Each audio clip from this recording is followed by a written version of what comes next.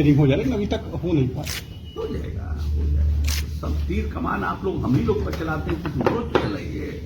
उधर भी ढेर लोग है अलायंस में, उधर भी पूछताछ कीजिए। एक तरफा चलाइएगा तो लगता है कि फिर एजेंडे पर आप लोग हैं। अगर उधर से भी सब प्रश्न करिए बीजेपी के स्पोक्स पर्सन से भी जाके कि भाई आप लोगों का कब हो रहा है, देर नहीं हो रहा है, तो वो लोग कुछ बोलेगा। हम ही लोग से पूछते हैं। लेकिन देरी की बात तो जेडीयू की तरफ से की जा रही थी। हम ही लोग से पूछते हैं। लेकिन देरी की बात तो जेडीयू की तरफ से की जा रही थी कि देर हो रही है। हम लोग अभी भी मानते हैं देरी हो गई है, लेकिन काम खराब नहीं हुआ। काम खराब हुआ तो नुकसान होगा, हो जाएगा। नहीं, आप लोग कहते हैं कि जल्दी हो जाना चाहिए, लालू जी कहते हैं माननीय कि जल्दी। नेता हमेशा कहते हैं कि जल्द से जल्द सीटों का बंटवारा हो जाना चाहिए, जिससे कि हम फील्ड में जल्द से जल्द उतरें। हम लोगों के जो सीटें हैं वो आइडेंटिफाइड हो जाए, हमारे जो वर्कर हैं वो फील्ड में उतर जाएं, क्योंकि लड़ाई जो है कमजोर लड़ाई नहीं है।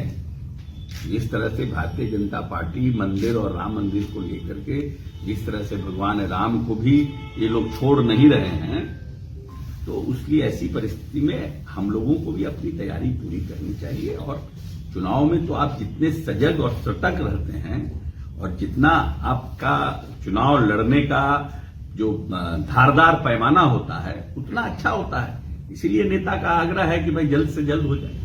ये केंद्रीय गृह मंत्री अमित शाह का नीतीश को लेकर जो एनडीए वापसी में को लेकर बयान जाएंगे, हमको नहीं जानकारी अमित शाह जी ने क्या कहा। अमित शाह जी ने कहा है कि पुराने सहयोगियों को लेकर अगर कोई प्रस्ताव आता है तो हम लोग विचार करेंगे। हमसे आप पूछिएगा तो क्या कहेंगे, हम भी यही कहेंगे।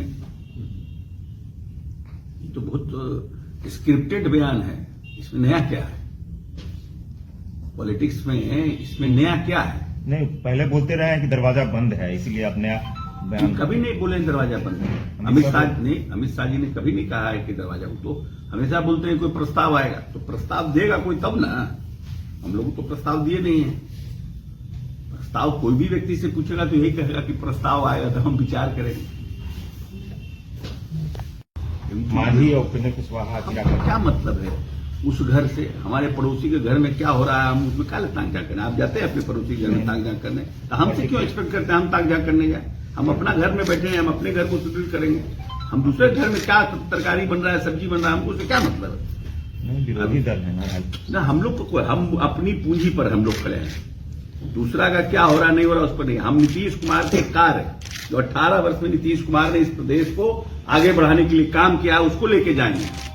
जिस तरह से इन 18 वर्षों में जातीय अनुपात कम किया, जिन 18 वर्षों में धार्मिक अनुपात कम किया, जिस 18 वर्षों में 24,000 करोड़ के बिहार को 2,66,000 करोड़ किया, जो कमिटमेंट उन्होंने 7/2 में किया कि हम 10 लाख नौकरी और 10 लाख रोजगार देंगे, उस पर काम हमारा हो रहा। हम उसको लेकर जनता के बीच जाएंगे। हमारा क्या, हमारी अपनी पूंजी है। मेरा पूंजी नीतीश कुमार है, हम उनको लेकर जाएंगे। हमारे ब्रांड नीतीश कुमार है, हम उनको लेके जाएंगे। दूसरा क्या कर रहा है उससे क्या मतलब हमको है? भाई वीरेंद्र बोलते हैं कि लालू जी के कृपा से भाई वीरेंद्र जो है उन्होंने कहा कि लालू जी के कृपा से सीएम बने मुख्यमंत्री नीतीश कुमार। नीतीश कुमार इस प्रदेश में पथ प्रदर्शक है। जो हमारे साथ अलायंस में आता है, भारतीय जनता पार्टी भी आई तो उस समय हमारा 7 निश्चय 1 था और उसी को भारतीय जनता पार्टी ने फॉलो किया। 2020 में हम 7 निश्चय 2 लेकर के आए और आरजेडी भी 7 निश्चय 2 पर काम कर रही है। हमारा एजेंडा जनता के बीच जो मेरा कमिटमेंट है और मेरे नेता का कमिटमेंट है वो नहीं बदलता है। अलायंस पार्टनर आते हैं और हमारे नेता के कमिटमेंट पर काम करते हैं, क्योंकि मेरे नेता ने इस प्रदेश की मूलभूत संरचनाओं को और इस प्रदेश को बदलने का काम किया है। ये कड़वा सच है।